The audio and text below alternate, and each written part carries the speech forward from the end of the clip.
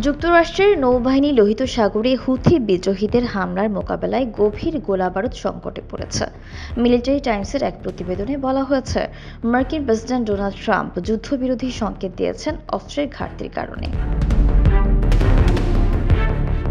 House operations কমিটির শুনানিতে ভারপ্রাপ্ত chief of Naval operations admiral James Kilby জানান, হুথিদের হামলা মোকাবেলার গোলাবারুদ উৎপাদন শিল্পে বিরাট চাপ পড়েছে। বিশেষ করে টমাহক ক্ষেপণাস্ত্র, হেভিওয়েট টর্পেডো ও দীর্ঘপাল্লার প্রিসিশন গাইডেড গোলাবারুদে এই সংকট দেখা গিয়েছে।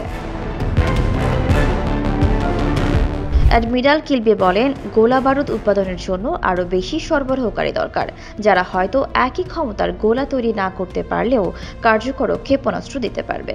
এই ধরনের পদক্ষেপ না নেয়ার থেকে সামান্য কম ক্ষমতা সম্পন্ন ক্ষেপণাস্ত্র থাকা ভালো।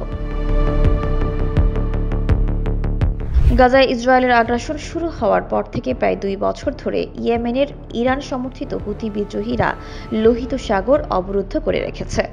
তারা ওই অঞ্চলে চলাচলকারী আন্তর্জাতিক নৌযানকে হামলার মুখোমুখি করছে এবং হুঁশিয়ারি দিয়েছে, গাজার পরিস্থিতি না বদলালে তাদের অভিযান অব্যাহত থাকবে।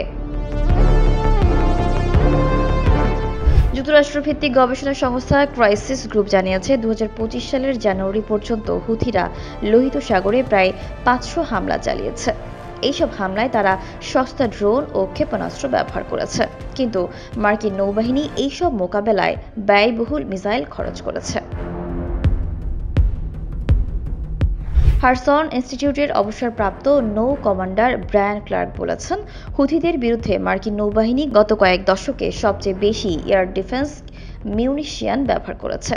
তিনি সতর্ক করেছেন, যদি তাইওয়ান নিয়ে যুদ্ধ শুরু হয় তবে কয়েকদিনের মধ্যেই মার্কিন নৌবাহিনীর গোলাবারুদ শেষ হতে পারে। হাউস অপারেশনস কমিটির চেয়ারম্যান টব কোল বলেছেন, যুদ্ধ শুরু হলে গোলাবারুদ ফুরিয়ে যাওয়ার আশঙ্কা মাথায় ঘুরছে। বিকল্প উৎস খুঁজে বের করার চেষ্টা চলছে। সাম্প্রতিক সময়ে প্রেসিডেন্ট ট্রাম্প হুথিদের সঙ্গে যুদ্ধবিরতির ঘোষণা দিয়েছেন। অনেক বিশেষজ্ঞ মনে করছেন, গোলাবারুদ সংকটই মার্কিন হামলার অকার্যকারিতার মূল কারণ। এই সংকট ও যুদ্ধবিরতির ইঙ্গিত যুক্তরাষ্ট্র ও মধ্যপ্রাচ্যের ভবিষ্যৎ নিরাপত্তা পরিস্থিতির উপর বড় প্রভাব ফেলবে বলে মনে করা হচ্ছে।